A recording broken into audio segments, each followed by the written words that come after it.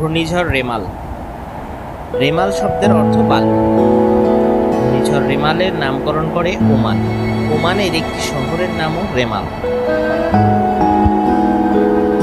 ঘূর্ণিঝড় রেমাল 2024 সালের মে মাসে পশ্চিমবঙ্গ এবং বাংলাদেশের উপকূলীয় অঞ্চলে আঘাত হানে।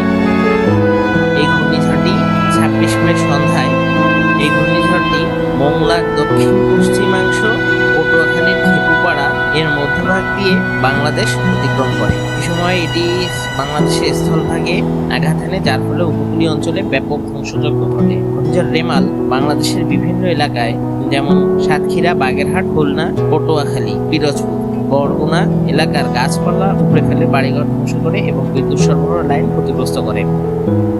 বাংলাদেশের ঘূর্ণিঝড়ের কারণে চট্টগ্রাম বিমানবন্দর এবং 3টি সমুদ্র বন্দর বন্ধ করে দেওয়া হয়। ঘূর্ণিঝড়ের প্রভাবে উপকূলীয় এলাকার অনেক মানুষকে সরিয়ে নেওয়া হয় এবং সাইক্লোন শেল্টারে নিয়ে যাওয়া হয়। ঘূর্ণিঝড় রেমালের গতিবেগ ছিল প্রায় 135 কিলোমিটার/ঘন্টা এবং এটি ধীরে ধীরে দুর্বল হয়ে একটি সাইক্লোনিক স্টর্মে পরিণত হয় মর্মে পূর্বাভাস দেওয়া হয়েছিল।